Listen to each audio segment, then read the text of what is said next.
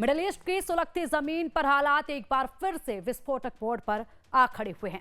पहले उम्मीद जताई जा रही थी कि पाकिस्तान की मध्यस्थता से जंग पर विराम लग सकता है, लेकिन कूटनीति की ये कोशिश नाकाम रही। अमेरिका और ईरान के बीच बातचीत बेनतीजा खत्म हो चुकी है। दोनों देशों के प्रतिनिधि अपने अपने वतन लौट चुके हैं।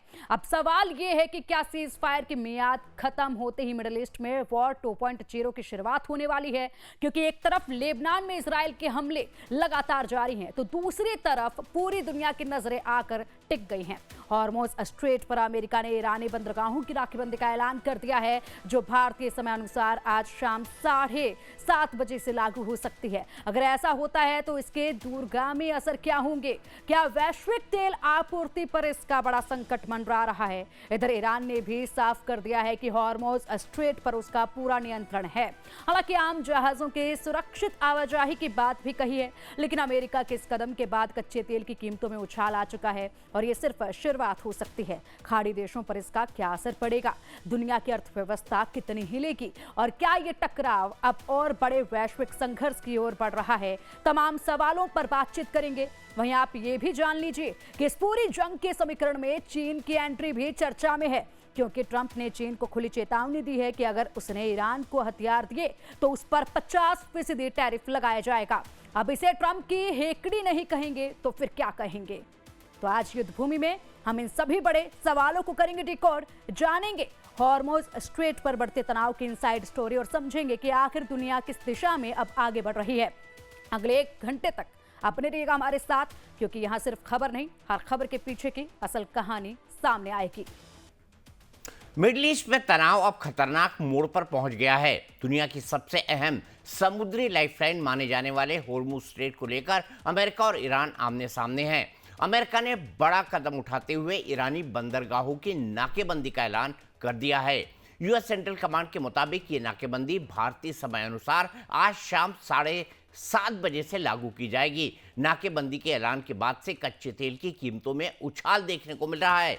बंदरगाहों की नाकेबंदी को लेकर सेंटकॉम ने अपने बयान में कहा है कि अमेरिकी सेना ईरानी बंदरगाहों से आने जाने वाले सभी समुद्री यातायात पर नजर रखेगी और जरूरत पड़ने पर उसे रोकेगी। ये कार्रवाई न सिर्फ ईरान बल्कि उन सभी देशों के जहाज़ों पर लागू होगी जो ईरानी पोर्ट्स और तटीय इलाकों का इस्तेमाल करते हैं, जिसमें अरब खाड़ी और ओमान की खाड़ी के रास्ते भी शामिल हैं।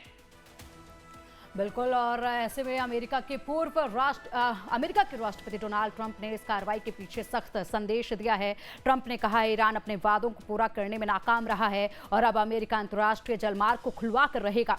उन्होंने अमेरिकी नौसेना को साफ आदेश दिया है कि हॉर्मुज जैसे अहम समुद्री रास्ते पर किसी भी तरह की बाधा बर्दाश्त नहीं की जाएगी। तो गौरतलब है कि पाकिस्तान में अमेरिका और ईरान के बीच हुई शांति वार्ता बिना किसी नतीजे के खत्म हो गई है। इसके बाद ही हालात और ज्यादा तनावपूर्ण हो गए हैं और ये सख्त फैसला लिया गया है। वहीं ईरान ने भी दो टुक जवाब दिया है। IRGC ने दावा किया है कि हॉर्मुज स्ट्रेट पर उसका पूरा नियंत्रण है। ईरान ने चेतावनी दी है कि अगर कोई सैन्य जहाज इस इलाके में दाखिल होता है तो उसे कड़ा जवाब दिया जाएगा। हालांकि ईरान ने यह भी साफ किया है कि आम व्यापारिक जहाजों के लिए हॉर्मुज स्ट्रेट खुला रहेगा, सुरक्षित आवाजाही जारी रहेगी, लेकिन सैन्य गतिविधियों पर सख्ती बरती जाएगी। दुनिया के सबसे व्यस्त तेल मार्गों में शामिल हॉर्मुज स्ट्रेट पर बढ़ता यह टकराव अब ग्लोबल चिंता बन गया है। अगर हालात और बिगड़ते हैं तो इसका सीधा असर कच्चे तेल की सप्लाई और कीमतों पर पड़ सकता है। ऐसे में सबसे बड़ा सवाल यही है, क्या ये नाकेबंदी मिडिल ईस्ट को एक और बड़े संघर्ष की तरफ धकेल देगी? और अगर टकराव बढ़ा तो इसका असर पूरी दुनिया को कितना महंगा पड़ेगा? इन सवालों पर अपने एक्सपर्ट्स के साथ बातचीत करेंगे, लेकिन पहले ग्राफिक्स के जरिए आपको हॉर्मुज स्ट्रेट पर आई मिडिल ईस्ट की लड़ाई की इनसाइड स्टोरी भी बता देते हैं। तो देखिए, अब हालात जो हैं वो या तो गंभीर होंगे या फिर केवल ये एक दबाव बनाने की रणनीति जो है वो देखी जा रही है। जिस तरीके से नेवल ब्लॉकेट करने की बात डोनाल्ड ट्रंप लगातार कह रहे हैं और कहा जा रहा है कि आज भारतीय समय के अनुसार आपको बता रहे हैं कि 7:30 बजे जो है ये कार्रवाई अमेरिका की तरफ से शुरू हो जाएगी। दूसरी तरफ ईरान की तरफ से कहा जा रहा है कि अगर हॉर्मुज पर कोई भी ऐसी गतिविधि देखी जाती है तो हम इसका करारा जवाब देंगे और यहाँ से भी आक्रमण होगा। तो अब देखना होगा कि क्या आज वाकई में हॉर्मोज पर कुछ बड़ा होने वाला है। आज की रात बातचीत फेल हुई है। अब तक क्या कुछ हुआ ये बता देते हैं आपको। ईरान हॉर्मोज खोलने को तैयार नहीं है। डोनाल्ड ट्रंप ने कहा है कि हम किसी भी हालत में हॉर्मोज को अब खुलवा देंगे और ट्रंप ने हॉर्मोज में नाकेबंदी के आदेश दे दिए हैं कि अब नाकेबंदी होगी। जितने भी वहां से जहाज गुजरेंगे उन सब पर उनकी निगाहें रहेंगी, उनको रोका जाएगा। ट्रंप के आदेश के बाद एक्शन में है अब यूएस नेवी। आज शाम तक नाकेबंदी करेगी यूएस नेवी। ये चेतावनी दी गई थी कल भी और उसके बाद अब साफ हो गया कि आज शाम तक की कार्रवाई की जाएगी।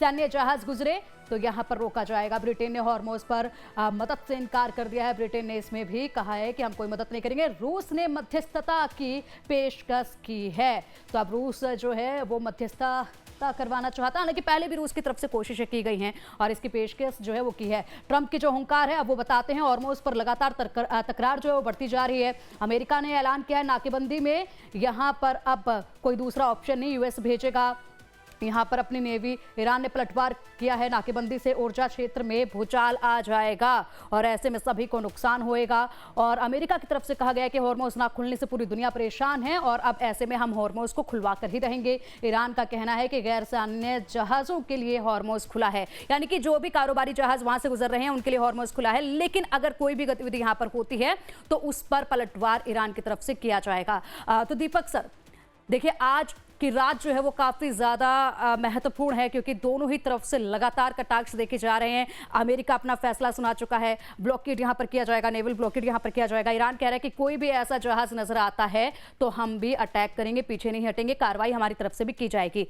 तो क्या ये केवल एक दबाव की रणनीति या वाकई में आज हॉर्मोज पर बड़ा संकट देखा जाएगा? मेरे ख्याल से यह संकट बढ़ेगा पिंकी, क्योंकि अमेरिका ये चाहता है कि वो वहाँ पर नेवल ब्लॉकेट कर दे। अमेरिका ये भी चाहता है, हालांकि उसने इसको साफ तौर पर कहा है या नहीं कहा है, वो चाहता है कि हमारे पास बहुत कच्चा तेल है, हमारे पास बहुत तेल है, पूरे दुनिया के लोग हमसे तेल खरीदें, इन इलाकों से तेल खरीदने की कोई ज़रूरत नहीं है। तो डोनाल्ड ट्रंप ऐसा भी चाहते हैं, लेकिन क्या ऐसा हो पाएगा? इससे मार्केट में उथल पुथल मचेगी, इससे कच्चे तेल की कीमतें बढ़ेंगी, इससे और कई तरह के संकट पैदा हो सकते हैं। आपको याद है जब सीजफायर हुआ था तब मार्केट ने कितना पॉजिटिवली रिस्पॉन्स किया था, लेकिन अब जो हालत हम देख रहे हैं उसको देखने के बाद इस नेवल ब्लॉकेट से शाम 7:30 बजे के बाद से क्या निकलता है, इस पर पूरी दुनिया की नज़रें लगी होंगी। इसी पर बात करने के लिए मेरे साथ retired major general Shashi Asthana जुड़ गए हैं, जो कि एक रक्षा विशेषज्ञ है। मेरे साथ मेजर जनरल अनुज माथुर जुड़ गए हैं, जो कि एक रक्षा विशेषज्ञ है, और सचिन गोयल जुड़ गए हैं, जो कि एक सीए है और मार्केट को बहुत बेहतर ढंग से समझते हैं। दुनिया भर के मार्केट पर इसका क्या असर पड़ेगा, इसको भी हम डिस्कस करेंगे। जनरल माथुर, मैं आपसे समझना चाहूंगा, ये नेवल ब्लॉकेड आखिरकार ट्रंप करना क्या चाहते हैं, इससे उन्हें क्या हासिल होगा? जय हिंद दीपक, जय हिंद पिंकी। देखिए, नेवल ब्लॉकेड का मैं आपको थोड़े मकसद बताता हूं। उसके पहले एक बात बताना चाहता हूं कि अमेरिका क्या चाहता है कि किसी न किसी प्रकार से वहां पर कोई ऐसा सी रूट खोल दिया जाए जिसके जहां से शिपिंग को सुचारू रूप से चलाया जा सके। अब मैं बताने का कोशिश करता हूं कि क्या होता है जब भी अंतरराष्ट्रीय जो इंटर वाटर्स होते हैं, जब वो एक नंबर जिसके जो सेंटर लाइन, अगर वो अपनी टेरिटोरियल जो वाटर्स की लिमिट है उससे कम अगर डिस्टेंस होता है, तो उसको सेंटर लाइन से माना जाता है कि आधा जो है वो ईरान का पानी है और बाकी आधा बचा हुआ ओमान का पानी है। तो मेरे को जो लग रहा है वो ये है कि अमेरिका क्या करेगा कि वो जो ओमान का पानी है, क्योंकि अभी युद्ध विराम है, लड़ाई हो नहीं रही है, फायरिंग हो नहीं रही है, तो उस पानी को खोलने की कोशिश करेगा ताकि उधर से लोग जहाज जा सकें। अब क्या परेशानी है, क्योंकि उस रास्ते को ईरान ने माइन लगा करके हो सकता है ब्लॉक कर रखा। तो अभी अमेरिका मेरे हिसाब से क्या करना चाहेगा कि वहां से माइन स्वीपिंग का काम करेगा, और अगर वो वहां जाता है, जैसे कि ईरान धमकी दे रहा है कि कोई भी आया तो हम उसको युद्धोपक्रम का उल्लंघन समझेंगे और उस पर फायर करेंगे।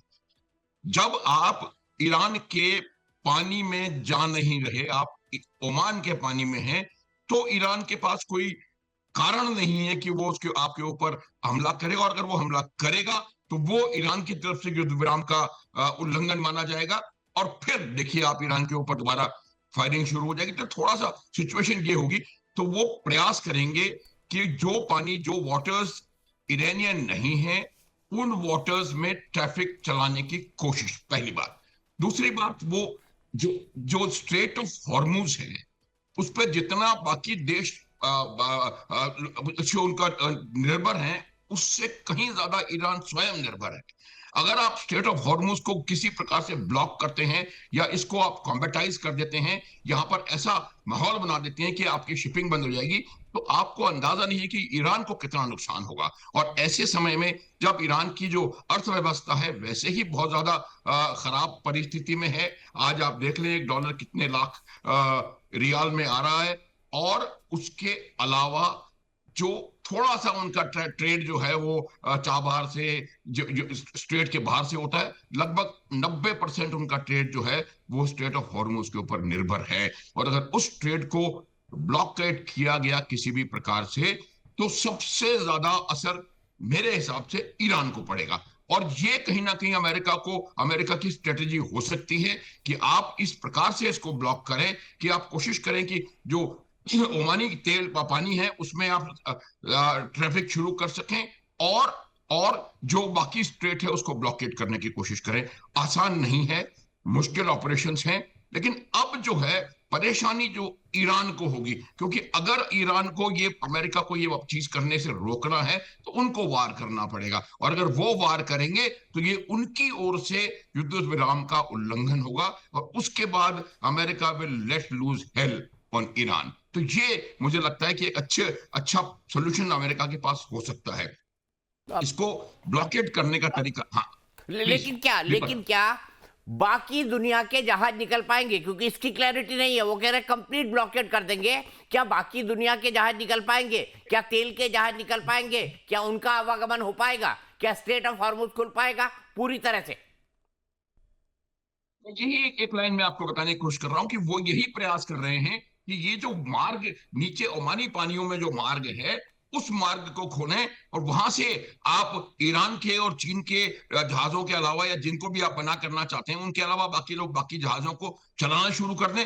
और अगर ईरान उसमें कोई बाधा डालता है तो वो ईरान की तरफ से युद्ध विराम का उल्लंघन होगा। तो मेरा ये मानना है कि वो इस प्रकार की कोशिश करेंगे कि सिर्फ चीनी, और या चीनी को भी छोड़ दें, ईरान का जो ईरान के पोर्ट से निकल रहा है जहाज, वो, या ईरान के लिए कोई भी सामान लेके जा रहा है जहाज, वो, उन जहाजों को ये रोकेंगे। अब आप देखिए, जब वो इन जहाजों को रोकेंगे तो ईरान भी चुप नहीं बैठने वाला, ईरान भी कोई रोक टोक करेगा बाकी जहाजों के लिए। लेकिन ये निश्चित है कि अमेरिका ये बताना चाहता है दुनिया को कि न केवल मैं एक एक्स्ट्रा मार्ग, जो कि ओरिजिनल मार्ग जो है स्ट्रेट ऑफ हॉर्मुज का, वही ओमान के पानी में से आता है, तो उस मार्ग को खोलने की कोशिश कर रहा हूं, बल्कि मैं सिवाय ईरान के बाकी तमाम जो शिप्स हैं उनको जाने देना चाहता हूं।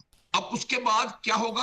अमेरिका ने कह दिया आप जा सकते हैं, अब ईरान उनको रोकने की कोशिश करेगा तो विलन फिर ईरान बन जाएगा। तो मेरा यह मानना है कि अभी इस प्रकार की स्ट्रेटेजी अमेरिका बनाने की कोशिश करेगा, जिससे कि वो पूरी दुनिया को यह बता सके कि हम, पहली बात, हॉर्मूज का मार्ग खोल रहे हैं, दूसरी बात, हम सिर्फ और सिर्फ ईरानी यातायात पर, चाहे वो ईरान के पोर्ट से निकले या फिर ईरान की तरफ जा रहा हो, उसके ऊपर ब्लॉकेड लगाने की कोशिश कर रहे हैं। दीपक, जनरल सस्या सारंग, आपकी भी यही रीडिंग है? आप भी यही सोचते हैं ऐसा ही होगा, या अमेरिका कुछ और करने जा रहा है?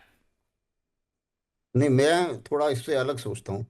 क्योंकि अगर आप स्टेट ऑफ हॉर्मोज की ज्योग्राफी को देखें तो ज्योग्राफी ईरान के साथ है। उस ज्योग्राफी में जितने भी ये वाटर चैनल हैं, क्योंकि ओमान की तरफ जो पानी है उसकी गहराई थोड़ी कम है और बड़े शिप्स को वहाँ जाने में प्रॉब्लम होती है। वो हालांकि मेन रूट था और उसमें इसलिए थोड़ा सा ये नैरो हो जाता है। अब मुसीबत क्या है कि ये जो रूट्स हैं, ये सिर्फ बात वहीं पे नहीं हो रही है जहाँ पे वो ओमान के पास से गुजरता है, बात हो रही है पूरे स्टेट ऑफ हॉर्मूज की। उसके अंदर तकरीबन 13 ऐसे आइलैंड हैं जिस पर ईरान की मिसाइल्स तैनात हैं। अमेरिका को ये स्टेट ऑफ हॉर्मूज खोलने के लिए 13 के 13 आइलैंड क्लियर करने पड़ेंगे। ईरान को स्टेट ऑफ हॉर्मूज बंद करने के लिए 1 या 2 आइलैंड काफ़ी हैं। तो ये एक एसिमेट्री है, ज्योग्राफी की एसिमेट्री है। तो इस कारण से अमेरिका जो है अभी तक अमेरिका ने एक भी युद्धपोत अंदर नहीं घुसाया स्ट्रेट ऑफ हॉर्मुज में। सारे उनके युद्धपोत जो थे वो अरेबियन सी में पड़े हुए थे, क्योंकि उनको पता है कि जब हम अंदर घुसाएंगे तो हम वल्नरेबल हैं। और उस हालत में हमारा एक युद्धपोत डाउन हुआ और उसके बाद में पब्लिक प्रेशर बढ़ जाएगा अमेरिका में। तो ये एक रिस्की प्रोपोजिशन है जो बता रहे हैं प्रेसिडेंट ट्रंप। पहले तो कई बार देखिए उन्होंने पहले अनाउंस किया था कि मैं सिविलाइजेशन खत्म कर दूंगा, और खत्म करने के बाद में आज उन्होंने अपना एक्सप्लेनेशन दिया कि मैंने इसलिए किया था कि टॉक शुरू हो जाए। अब उन्होंने फिर बोला है कि जी मैं पूरा ब्लॉकेड लगा दूंगा। अब ये देखिए, इसमें मुझे लगता है कि बाकी की दुनिया को भी आवाज उठानी चाहिए। दुनिया चुप है, इसीलिए ट्रंप की दादागिरी चल रही है और ईरान की भी दादागिरी चल रही है। स्ट्रेट ऑफ हॉर्मुज ब्लॉक करना इलीगल है, अनक्लॉज के मुताबिक ये नहीं होना चाहिए। ब्लॉकेड करना भी इलीगल है, यूएसए का ब्लॉकेड करना भी इलीगल है, और वो भी नहीं होना चाहिए। और जाहिर है कि चीन, भारत, जापान, साउथ कोरिया, इन सबको चुप नहीं बैठना चाहिए अभी, और इनको आवाज उठानी चाहिए। नहीं तो इन्हीं की नुकसान तो हमारा हो रहा है ना लड़ाई हमने शुरू करी, ना हमें कोई लेना ना देना, और उसके बाद में जो भुगत रहे हैं वो तो हम ही लोग भुगत रहे हैं। तो दोनों ही चीजें जो हैं ये इलीगल हैं, और दोनों ही चीजों में अब कोशिश क्या हो रही है, जो अभी जनरल साहब ने समझाया, उसमें सबसे बड़ी प्रॉब्लम ये है कि ऐसा नहीं है कि आपने ओमान के पास का पानी खोल दिया तो जहाज निकल पड़ा। अबू मूसा एक आइलैंड है, उसके बाद में उनके बीच में और आइलैंड हैं, उनके पास क्रूज मिसाइल्स हैं वहां पे, वो सारे के सारे एक जहाज को नुकसान हुआ, और उसके बाद में क्या होता है कि इंश्योरेंस कंपनी डर जाती है, क्रू डर जाता है, जहाज वाले डर जाते हैं, और सारे डर जाते हैं, और डर से ट्रैफिक मूव नहीं होता। सबसे बड़ी मुसीबत होती है डर से ट्रैफिक मूव होना। अब क्या है कि अमेरिका क्या कोशिश कर रहा है कि मैं अपना युद्धपोत घुमाऊंगा और बोलूंगा, डिक्लेयर करूंगा कि खुल गया। अब तुमने घुमा दिया युद्धपोत और आपने डिक्लेयर कर दिया कि खुल गया, तो इतना ये जरूरी नहीं है कि सारी दुनिया घूमना शुरू कर, सारे शिप चलना शुरू कर देंगे। तीसरी चीज ये कि उसी इलाके को जानबूझकर ईरान ने माइन किया है, और उस माइन को क्लियर करने का उसकी रिकॉर्डिंग्स भी उनके पास नहीं है, कुछ माइन ड्रिफ्ट हो गई हैं। तो ये एक और मुसीबत, टेक्निकल मुसीबत खड़ी हो गई है। तो इस टेक्निकल मुसीबत को पार करने के लिए मेरी अपनी रीडिंग ये है कि प्रेसिडेंट ट्रंप का ये कहना है कि भाई अगर ईरान ये सेलेक्टिवली खोल रहा है, अपने दोस्तों के लिए खोल रहा है और दुश्मनों के लिए बंद कर रहा है, तो मैं पूरा ब्लॉकेड लगा दूंगा, ना कोई आएगा ना कोई जाएगा। अगर वो ऐसा करता है तो हम सब इफेक्ट होते हैं, और उस हालत में जाहिर है कि लोगों को मुंह खोलना पड़ेगा। अभी तक सब प्रेसिडेंट ट्रंप ने वो ये सोच रहे हैं कि पहले उन्होंने वेनेजुएला में ब्लॉकेड लगाया, कोई कुछ नहीं बोला, काम चल गया। क्यूबा में ब्लॉकेड लगाया, रूस ने अपने 2 जहाज अभी भेजे हैं, मजाल है अमेरिकी नेवी कुछ कर पाए, और उन्होंने भेजा। और एक अगर बाद में सिचुएशन ऐसी आती है तो भारत को ही बोलना पड़ेगा कि भैया तुम लड़ो, जो करना है तुम्हें करना है, मैं अपना मेरे मर्चेंट शिप मैं एस्कॉर्ट कर रहा हूँ, और उसका ब्लॉकेड से कोई लेना देना नहीं है। अब जैसा उन्होंने बताया, मैं उससे सहमत हूँ कि अमेरिका की कोशिश तो यही रहेगी कि ईरान का जो ट्रेड है उसको बंद किया जाए। लेकिन हम लोग जो है वो सिर्फ ईरान से ही तेल नहीं ले रहे ना, ईरान से तो बहुत कम तेल ले रहे हैं। सही बात जो है। हमारा तेल आ रहा है वो सऊदी अरेबिया और बाकियों से भी आ रहा है, बिल्कुल तो सही। वो तो बंद नहीं होना चाहिए ना, और पूरे वर्ल्ड के लिए ये चीज लागू है। तो अभी इस चीज में क्लैरिफिकेशन पूरा नहीं आया है, क्योंकि पूरे अमेरिका के लिए क्या है कि पूरे आवाजाही बंद करना हरमुज के बाहर रह के वो रिलेटिवली सेफ है, बजाय इसके कि हरमुज के अंदर ओमान के जो वाटर चैनल है वहां घुसना, वो उनके लिए ज्यादा रिस्की है। तो अब वो कौन सा रिस्क लेंगे, कितना रिस्क लेंगे, ये मेरे को लगता है 7:30 बजे ही पता चलेगा। ठीक है, इस पर नजर रहेगी। मिडिल ईस्ट में शांति की उम्मीद एक बार फिर टूटती नजर आ रही है। पाकिस्तान में 21 घंटे वाली ऐतिहासिक बातचीत के बावजूद अमेरिका और ईरान के बीच कोई समझौता नहीं हो सका। 2 हफ्तों के लिए लागू सीज फायर अब अधर में लटक गया है, और दोनों देश एक दूसरे के बारे में अलग अलग बयान दे रहे हैं। के विदेश मंत्री अब्बास अरागची ने बड़ा दावा किया है। उन्होंने कहा है कि डील बस कुछ ही इंच दूर थी, लेकिन आखिरी वक्त पर सब कुछ बिखर गया। अरागची के मुताबिक करीब 47 साल बाद अमेरिका के साथ हाई लेवल डायरेक्ट बातचीत शुरू हुई थी, और ईरान ने इसमें पूरी नियत के साथ हिस्सा लिया। लेकिन जैसे ही समझौता अंतिम दौर में पहुंचा, वॉशिंगटन के रुख ने खेल बदल दिया। ईरान का आरोप है कि अमेरिका ने आखिरी समय में अपनी मांगे और सख्त कर दी, जिससे बातचीत का लक्ष्य बदल दिया गया, और ऐसे हालात पैदा किए गए कि समझौता पटरी से उतर गया। यानी सवाल अब यह है कि क्या ये कूटनीतिक नाकामी मिडिल ईस्ट को फिर से जंग की तरफ धकेल देगी, और अगर सीज फायर टूटा तो क्या अगला चरण और ज्यादा खतरनाक होगा? इसी को समझते हैं। जनरल माथुर, मुझे यह समझाइए कि अब यह माना जाए कि किसी भी दिन गोलीबारी शुरू हो सकती है, क्योंकि सीज फायर तो माना 15 दिन का था, लेकिन बातचीत तो बेनतीजा रही, और आगे बातचीत बढ़ेगी या कोई डिप्लोमेसी चल रही है, इसकी ऊपर से तो किसी तरह की कोई संभावना नहीं दिखाई देती। दीपक, देखिए, मैं यही बताने का प्रयास कर रहा था कि जो सीज फायर की आड़ में, क्योंकि सीज फायर है, अब लड़ाई नहीं हो रही है। सीज फायर के जितने भी आइलैंड्स, मैं मानता हूं सारे आइलैंड्स ईरान के पास हैं और ईरान वहां से कभी भी हमला कर सकता है, लेकिन हमला ईरान को करना पड़ेगा। और अगर ईरान हमला करता है तो वो सीज फायर का उल्लंघन ईरान की तरफ से होगा। सारी दुनिया को ये लगेगा कि ईरान ने दोबारा युद्ध शुरू किया है।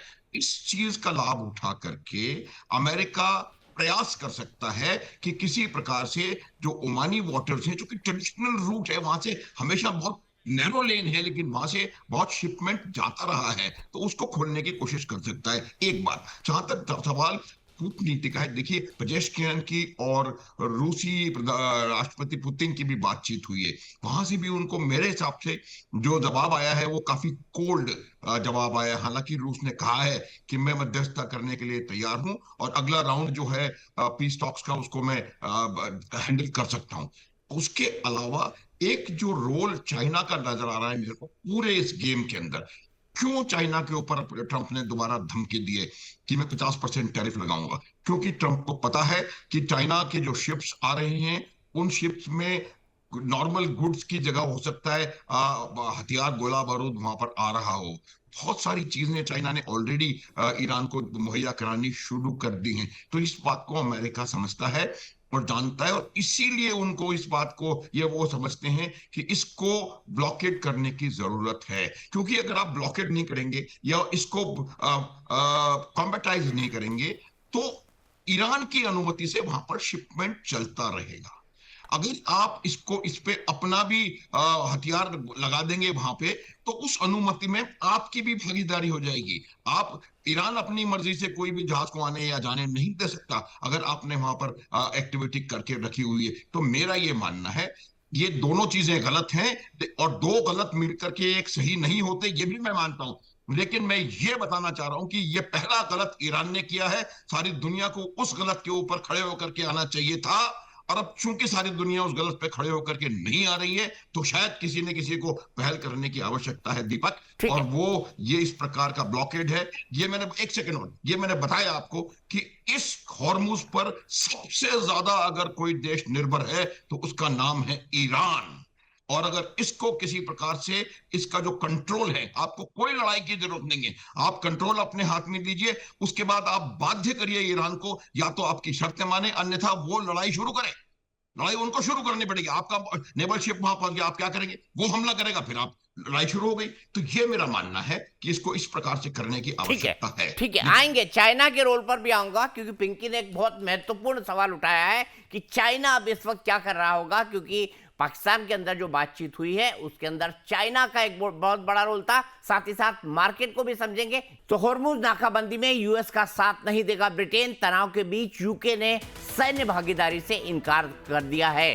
ट्रंप के फैसले से सहमत नहीं है कीर स्टारमर, यूके के प्रधानमंत्री, ये उनका कहना है। अब ये अपने आप में बहुत बड़ी चीज है कि उनके जो परंपरागत एलाई हैं इस पूरे मामले में उनसे बहुत दूर चले गए हैं, और इसका क्या असर पड़ेगा इसके ऊपर भी हम बात करेंगे। सबसे पहले मैं चलता हूं जनरल अस्थाना के पास। जनरल अस्थाना, पहले दौर की बातचीत के बाद भी उनके जो नाटो एलाइज हैं वो अमेरिका के साथ खड़े होने को राजी नहीं है। किस तरह से देखते हैं आप इसको? देखिए, सबसे पहली बात यह है, जो अभी हमने वक्तव्य सुना, उसमें मैं सीधी सी बात करूं। स्ट्रेट ऑफ हॉर्मुज पहले खुला हुआ था जब तक अमेरिका ने लड़ाई शुरू नहीं की। तो बिल्कुल ये सही। कहना कि स्ट्रेट ऑफ हॉर्मुज बंद करने के लिए ईरान जिम्मेवार है, इस बात को मैं नहीं मानता। ईरान है जिम्मेवार, और ईरान ने जो किया है वो गलत है, वो मैं मानता हूँ। लेकिन पहल किसने की? तो पहल तो अमेरिका ने की है, लड़ाई शुरू करके। अब आती है बात क्यों उसके, जो आपने सवाल पूछा कि क्यों उसके जो एलाइज हैं वो उसका साथ नहीं दे रहे, क्योंकि उन्हें पता है कि ये अनजस्ट वॉर है। ईरान अमेरिका के ऊपर कोई खतरा पोज नहीं कर रहा था। ईरान इसराइल के लिए खतरा हो सकता है, लेकिन अमेरिका के लिए कोई खतरा नहीं है। ईरान के पास कोई ऐसा सामान नहीं है जो अमेरिका के ऊपर वार कर सके। लेकिन अमेरिका ने इसराइल को ज्वाइन करके और उन्होंने ये लड़ाई शुरू की। तो लड़ाई शुरू करने का जो अ, जैसे बोलना चाहिए रिस्पॉन्सिबिलिटी है, वो अभी तक यूएस के पास है। और इसीलिए, क्योंकि इस लड़ाई लड़ाई से पूरे विश्व की अर्थव्यवस्था खतरे में आ गई है, तो उनके एलाइज भी उनके साथ नहीं है। क्योंकि लॉजिक, और जैसे बोलते हैं ना एक जस्ट वॉर, ये जस्ट वॉर नहीं है। उनके अपने आर्मी चीफ रिजाइन करके चले गए इसी बात पे, उनके कई ऑफिशियल्स रिजाइन करके चले गए इसी बात पे। तो मुझे नहीं लगता कि अमेरिका जो है वो बहुत ज़्यादा पूरे विश्व की चिंता कर रहा है और स्ट्रेट ऑफ हॉर्मुज़ पूरे विश्व के लिए खोलना चाहता है, ऐसी कोई कहानी नहीं है। दूसरी चीज, अभी मैं प्रेसिडेंट ट्रंप की स्टेटमेंट्स पढ़ रहा था। वो ये कह रहे थे कि जो ईरान का सामान ले जाएगा या ईरान को पैसे देगा, वो सिविल शिप को भी मैं टारगेट करूंगा। और अगर कोई पैसे नहीं देगा या उनका संदेश बिल्कुल क्लियर है, मेरे से तेल खरीदो, यहां से मत खरीदो। हाँ, ये तो तो वो कह रहे हैं कि अमेरिका ये के पास कैसे बहुत मंजूर हो तेल है, सकता है? मुझसे ही खरीदो। हाँ, वो कह रहे हैं मेरे से तेल खरीदो, यहां से मत खरीदो, इसको मैं बंद कर रहा हूं। तो ये एक तरीके की दादागिरी है। तो दादागिरी ईरान की भी है और दादागिरी अमेरिका की भी है। और मेरे हिसाब से दोनों ही दादागिरी गलत हैं। और जितने भी देश अभी अफेक्टेड देश हैं, जो अभी तक चुप बैठे थे क्योंकि उस लड़ाई में कोई ज़्यादा बातचीत करने के हक में नहीं था कि क्यों अपना अननेसेसरली टाइम और रिसोर्सेज बर्बाद किए जाएं, तो अब मुझे लगता है कि उन सबको बोलने की ज़रूरत है। क्योंकि ऐसे क्या होगा, ब्लॉकेड उन्होंने वहां पर किया, वेनेजुएला में किया, कोई कुछ नहीं बोला, और देखिए क्या हुआ। क्यूबा में किया ब्लॉकेड, और अब ये जो है यहाँ पर ब्लॉकेड कर रहे हैं। इससे तो सारे अफेक्टेड है ना, वहां पे कोई बहुत ज़्यादा लोग अफेक्टेड नहीं थे। और आप ना बोलेंगे, नहीं बोलेंगे, तो आप सफ़र भी करेंगे। तो फिर कर तो ये तो मुझे नहीं लगता कि, और एक किसी भी दादा का जो है उसको जब तक आप रेजिस्ट नहीं करेंगे तो तब तक वो चलता ही जाएगा। मेरे विचार से इस लड़ाई का एक सबसे बड़ा लेसन ये आया है कि अगर चाहे कुछ भी कहें आप, चाहे ईरान को जो मर्जी बोलते रहिए, लेकिन शायद ट्रंप की दादागिरी में अगर किसी ने कम से कम कॉमा लगाया है, फुल स्टॉप तो नहीं लगाया, कॉमा अगर किसी ने लगाया तो ईरान ने लगाया और किसी ने नहीं लगाया। ठीक है सर। माथुर सर, हमें यहाँ पर चीन को लेकर भी बात कर लेनी चाहिए, क्योंकि देखिए चीन के ऊपर सबसे ज्यादा दबाव पड़ेगा इस वक्त। चीन को लेकर बात करते हैं, उसके बाद जाएंगे सीधा मार्केट पर भी। चीन के ऊपर सबसे ज्यादा दबाव पड़ेगा क्योंकि बहुत ज्यादा तेल वो लेता है ईरान से, और इस वक्त दबाव में चीन नजर भी आ रहा है। बैठकों की संभावना एक वक्त पर जताई जा रही थी कि बैठक जो है चाइना में भी होगी, लेकिन फिलहाल हालात ऐसे नहीं है। क्या कोई बैठक हो सकती है आने वाले समय में? पिंकी, देखिए, मैं आपको इससे पहले कि आपके प्रश्न का उत्तर दूं, एक बात बता देना चाहता हूं। चीन की जो निर्भरता है, चीन, हमने कहा कि चीन बहुत तेल ले रहा है ईरान से, उसके अलावा लगभग 270 बिलियन डॉलर वर्थ जो चीन का ट्रेड है, वो पूरे वेस्ट एशियन कंट्रीज के साथ है। सिर्फ ईरान की बात नहीं कर रहा हूं मैं। ईरान के साथ तो उनका सिर्फ 27-28 बिलियन का ट्रेड है, और वो बल्क जो है उसमें से वो तेल है। लेकिन उनका बहुत ज्यादा ट्रेड बाकी वेस्ट एशियन कंट्रीज के साथ भी है, और उसका इंपैक्ट चीन के ऊपर डायरेक्ट पड़ रहा है। कहां 270 बिलियन और कहां 27-28 बिलियन कुल ईरान से उनका उनका ट्रेड है। लेकिन हालांकि वो ऑयल है, वो बहुत इंपॉर्टेंट चीज होती है, मुख्य बात नहीं कर रहा हूं मैं। उसके अलावा कुछ चीजें हैं, हीलियम हुआ, और भी कई चीजें हुई जो कि सिर्फ वही हैं और कहीं है नहीं। उससे चीन की इंडस्ट्री बहुत ज्यादा इंपैक्ट हो रही है। यही वजह है, देखिए, जो वार्ता हमें इस्लामाबाद में होती हुई नजर आई है, उसमें ईरान को लाने का श्रेय पाकिस्तान का नहीं है। उसका श्रेय मेरा मानना है कि उसमें एक अदृश्य प्लेयर की तरह से चीन ने, पहले भी ये बात मैंने आपको कही थी कि चीन ने इसमें वो किया है। जहां तक चीन का सवाल है, उसके लिए स्ट्रेट ऑफ हॉर्मुज का खुलना बहुत ज्यादा क्रिटिकल है। और न केवल स्ट्रेट ऑफ हॉर्मुज का खुलना, उसका बाकी देशों के साथ व्यापार उसी प्रकार से चलते रहना। सऊदी अरब के साथ उनका व्यापार है, यूएई के साथ व्यापार है, कतर, बहरीन, इराक के साथ व्यापार है, वो भी चलते रहना। अगर ये पूरा एरिया बॉयल होता रहेगा तो 270 बिलियन डॉलर कोई छोटा मोटा ट्रेड वॉल्यूम नहीं होता है। तो इसका इसका भी असर पड़ेगा। इसलिए चीन का पूरा प्रयास है कि किसी भी तरीके से उनकी शिपिंग चालू चलती रहे, पहली बात। और दूसरी बात कि पूरा यहाँ पर हालात सुधरे, क्योंकि अगर ये नहीं होगा तो उनको भी बहुत ज्यादा आर्थिक रूप से असर पड़ रहा है। दिखाई ऐसा लगता है कि चीन बहुत बड़ी आर्थिक शक्ति है, लेकिन इसका असर उनके ऊपर निश्चित रूप से पड़ रहा है। तीसरी चीज जो मैं बता रहा था वो ये है कि चीन पोस्ट कॉन्फ्लिक्ट सिनेरियो में चीन अपने आप को इस वेस्ट एशियन रीजन में, जो कि एक मेरा मानना है कि दुनिया के सर्वाधिक संसाधन संपन्न क्षेत्रों में से एक है, उस क्षेत्र में अपनी भूमिका देख रहा है। इसलिए वो कहीं ना कहीं पूरी तरह से इसके अंदर इन्वॉल्व है, और वो चाहता है कि रिकंस्ट्रक्शन के नाम पर, चाहे वो ईरान में हो या बाकी अरब देशों में हो, उस रिकंस्ट्रक्शन के नाम पर अपनी यहां पर प्रेजेंस और अपना इन्फ्लुएंस बढ़ाए जब अमेरिका। तो इसलिए चीन ये चाहता है कि किसी ना किसी प्रकार से अमेरिका को ज्यादा से ज्यादा नुकसान होता रहे, ताकि पोस्ट कॉन्फ्लिक्ट सिनेरियो में चाइना का यहां पर एक रोल हो, और उस रोल की वजह से वो अपना प्रभुत्व इस संसाधन संपन्न क्षेत्र में बढ़ा सके, जो कि आज उतना नहीं है, क्योंकि आज ये पूरा क्षेत्र कहीं ना कहीं अमेरिका के इन्फ्लुएंस में है, ईरान के अलावा। ठीक है, अमेरिका के इन्फ्लुएंस में पूरा क्षेत्र है, और ईरान को भी अमेरिका अपने पावर से दबाना चाहता है। वो कहता है चाइना का छोड़ो, हमारे साथ आओ। लेकिन क्या ईरान ऐसा करने को राजी है? ईरान ऐसा करने को राजी नहीं है। ईरान ने अपने आप को बिल्कुल दूसरी जगह खड़ा करके रखा हुआ है। तो क्या ये शक्ति संतुलन और नया वर्ल्ड ऑर्डर आने वाले समय में बनेगा? इसी बीच मिडिल ईस्ट में बढ़ते तनाव का असर अब सीधे आपकी जेब तक पहुंचने लगा है। अमेरिका ने आज ईरानी बंदरगाहों की नाकेबंदी का ऐलान कर दिया है, और इस एक फैसले ने ग्लोबल ऑयल मार्केट में हलचल मचा दी है। नाकेबंदी की खबर के तुरंत बाद कच्चे तेल की कीमतों में तेज उछाल दर्ज किया गया। अमेरिकी क्रूड ऑयल करीब 8% बढ़कर $104 प्रति बैरल के पार पहुंच गया है। वहीं इंटरनेशनल बेंचमार्क ब्रेंट क्रूड भी 7% उछलकर $102 प्रति बैरल के स्तर को छू गया है। वहीं आज अगर सेंसेक्स की बात करें तो 750 अंक की गिरावट के साथ 76,800 पर कारोबार कर रहा है। निफ्टी में भी 220 अंकों की गिरावट है, ये 23,830 के स्तर पर आ गया है। आज के कारोबार में मीडिया के शेयरों में सबसे ज्यादा खरीदारी है, जबकि ऑटो के शेयरों में सबसे ज्यादा बिकवाली देखी गई। यानी साफ है कि हॉर्मोन्स का तनाव अब ग्लोबल इकोनॉमी पर भारी पड़ने लगा है। दुनिया के सबसे अहम ऑयल रूट पर बढ़ते खतरे ने बाजारों में चिंता बढ़ा दी है, क्योंकि अगर सप्लाई चेन पर असर पड़ा तो आने वाले दिनों में तेल और महंगा हो सकता है, और इसका सीधा असर पड़ेगा आपकी रोजमर्रा की जिंदगी पर। तो हार्मोन्स तनाव लगातार यहां पर बढ़ता जा रहा है और बाहरी पड़ेगा ये मार्केट पर। पेट्रोल और डीजल की कीमतें बढ़ सकती हैं, ट्रांसपोर्ट महंगा होगा, और महंगाई एक बार फिर से रफ्तार पकड़ सकती है। एक्सपर्ट्स की माने तो अगर अमेरिका और ईरान के बीच टकराव और बढ़ता है तो ये उछाल सिर्फ शुरुआती है।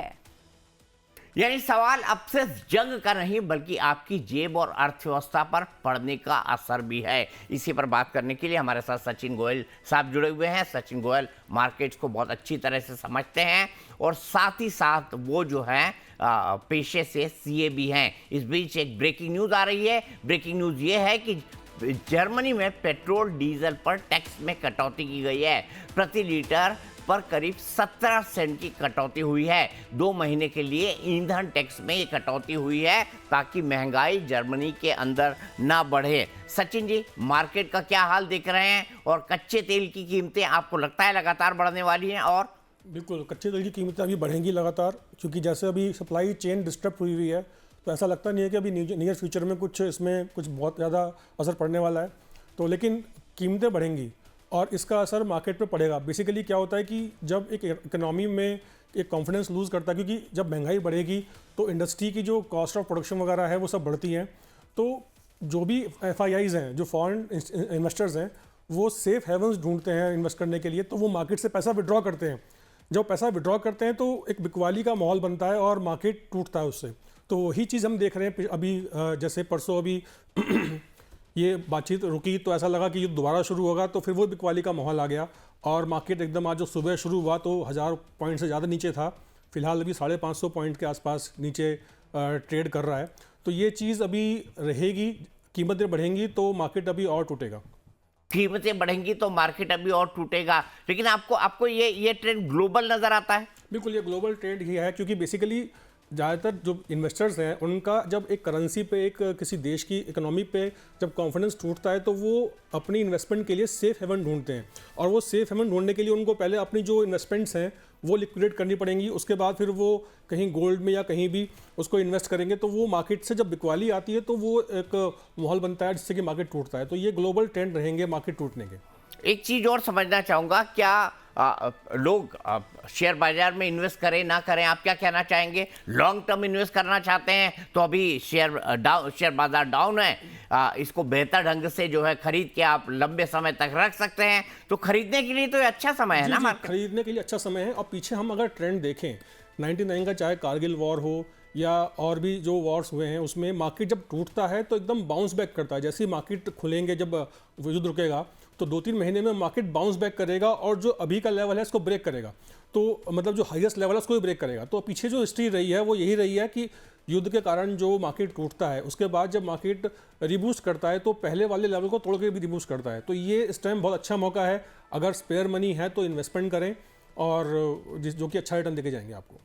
संभावना तो देखिए दुनिया को ढूंढनी पड़ेगी। अगर अमेरिका और ईरान भी अड़े रहते हैं तो किसी ना किसी को मध्यस्थ बन के बातचीत की पेशकश करनी होगी, क्योंकि आप अनिश्चितता के समुद्र के अंदर जो है पूरी दुनिया को नहीं झोंक सकते। और ऊर्जा जरूरतें सबसे महत्वपूर्ण है किसी भी देश के लिए, किसी भी देश की इकोनॉमी के लिए। और ऐसे में पूरी दुनिया की इकोनॉमी पर संकट आएगा, रिसेशन तक आ सकता है। अब ट्रंप की क्या बात करें? ट्रंप तो जो है वो किसी भी परिस्थिति को अपने ढंग से मोड़ने या उसमें सटोरिये की भूमिका निभाने में आगे रहते हैं, इसलिए उनको बहुत ज्यादा फर्क नहीं पड़ता इन तमाम चीजों से दुनिया क्या सोच रही है। लेकिन दुनिया के जो सेंसिबल राष्ट्र हैं वो तो कम से कम ये समझे कि अगर ये युद्ध, अगर ये कॉन्फ्लिक्ट लंबा खिंचता है तो इसके कितने दूरगामी परिणाम होंगे। उधर पाकिस्तान में ईरान के साथ हुई बातचीत के फेल होने के बाद मिडल ईस्ट का तनाव एक बार फिर नए मोड़ पर पहुंच गया है। अब देखिए मिडल ईस्ट की भी हालत खराब है, और मिडल ईस्ट में किस तरह से ईरान जो है वो मिसाइलें, ड्रोन और बम बरसा रहा था वो भी हमने देखा, और जो इलाका सबसे शांत कहा जाता था वो अशांत हो गया। तो मतलब ये युद्ध अमेरिका और ईरान तक सीमित नहीं है। अमेरिकी राष्ट्रपति डोनाल्ड ट्रंप ने ईरान के खिलाफ सख्त रुख अपनाते हुए नई धमकियों का सिलसिला शुरू कर दिया है, लेकिन इस बार उनका निशाना सिर्फ ईरान नहीं बल्कि चीन भी बन गया है। ट्रंप ने चीन को खुली चेतावनी देते हुए कहा कि अगर बीजिंग ईरान को हथियारों की सप्लाई करता है तो अमेरिका उस पर अतिरिक्त 50% टैरिफ लगाने से पीछे नहीं हटेगा। ये बयान ऐसे समय पर आया है जब पहले से ही अमेरिका और ईरान के बीच तनाव चरम पर है, और अब चीन की संभावित भूमिका ने इस पूरे भू राजनीतिक टकराव को और भी ज्यादा जटिल बना दिया है। तो चीन को लेकर अमेरिका ने जो रवैया अपनाया है उसका क्या इंपैक्ट पड़ेगा, सीधे चलते हैं मेजर जनरल अनुज माथुर जी के पास। जनरल साहब, मैं आपसे यह समझना चाहूंगा कि चीन को आड़े हाथों क्यों लिया है अमेरिका ने? क्या उसको शक है कि चीन लगातार पूरे युद्ध के दौरान ईरान की मदद करता रहा और आने वाले समय में उसको हथियार दे सकता है, टेक्निकल इक्विपमेंट दे सकता है, सर्विलेंस सैटेलाइट दे सकता है? हाँ दीपक, देखिए मैं ये कहूंगा शक नहीं है, उनको वो कन्विंस्ड हैं कि चीन हर प्रकार से मदद कर रहा है ईरान की। और मैंने आपको वजह भी बताई थी, ईरान की मदद करना चीन के लिए बहुत इंपॉर्टेंट है।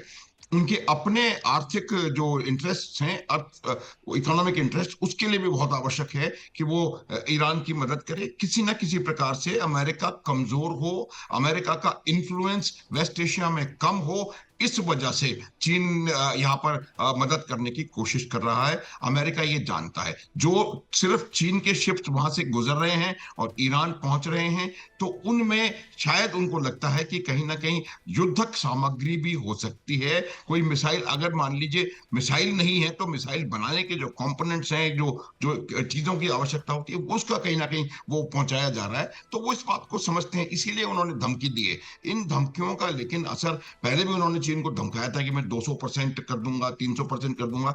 तो जो ट्रम्प कहते हैं उनको खुद नहीं पता होता कि वो क्या कह रहे हैं, उसका मकसद क्या है। लेकिन एक बात निश्चित है कि ट्रम्प इस बात को जानते हैं, यूएसए इस बात को जानता है कि चीन जो है यहाँ पर अभी और पोस्ट कॉन्फ्लिक्ट सिनेरियो में अपनी बढ़ती हुई रोल को देख रहा है, और उनका यह प्रयास रहेगा कि वो उस रोल को किसी ना किसी प्रकार कम करें, पहली बात। दूसरी बात, कुछ समय के बाद चीन की और अमेरिका की शीर्ष लेवल की वार्ता होने वाली है। अभी डोनाल्ड ट्रंप जो है वो पेकिंग जा रहे हैं, और मुझे लगता है कि वो उस चीज को भी वहां पर भी अपने आप को एक थोड़ा सा और डोमिनेटिंग पोजीशन में रखने के लिए पहले साइकोलॉजिकली उनके ऊपर दबाव बनाने का प्रयास कर रहे हैं, और फिर इस प्रकार की टैरिफ की धमकी देकर के कि वो आप वेस्ट एशिया से बाहर रहो, ईरान की मदद करना बंद करो। क्योंकि अमेरिका एक चीज और समझता है या नहीं वो नहीं कह रहा हूं मैं, समझता है कि उसने ईरान की जो वॉर फाइटिंग कैपेबिलिटी है उसको इतना कम कर दिया है कि ईरान अपने आप से दोबारा युद्ध करने के में शायद उस प्रकार से सक्षम ना हो। इसलिए अभी सबसे क्रिटिकल चीज ये है कि किसी भी प्रकार की सहायता अगर ईरान के पास पहुंचती है तो उनका जो पिछले 30-40-45 दिनों का जो गेन है, और उन्होंने इतने अरब डॉलर खर्च कर दिए हैं, वो कहीं थोड़ा सा पानी में ना मिल जाए। तो इस वजह से भी वो इस बात का यकीन करना चाहते हैं कि चीन प्रत्यक्ष अथवा अप्रत्यक्ष रूप से ईरान की मदद ना कर सके, और वार्ता से पहले थोड़ा सा अपर हैंड ट्रंप रखना चाहते हैं। होगा या नहीं होगा वो आने वाला समय बताएगा, लेकिन अभी जो उनकी जो ये धमकी है उसका सीधा सीधा मैसेज जो चीन को जा रहा है वो ये है कि आप यहां से दूर रहें। दीपक, ठीक है, बहुत बहुत शुक्रिया जनरल माथुर आपका, जनरल अस्थाना आपका, और सचिन भाई आपका। तो युद्ध भूमि में आज के लिए इतना ही। कल 2 बजे एक बार फिर मिलेंगे और समझेंगे क्या होने जा रहा है अमेरिका और ईरान की इस जंग में। क्या कोई शांति का रास्ता निकल सकता है? दोनों देश अभी तो चुप हैं, एक दूसरे पर फायरिंग नहीं कर रहे हैं, लेकिन 7.5 के इकोनॉमिक ब्लॉकेड के बाद क्या होता है उस पर सबकी नजर लगी होगी।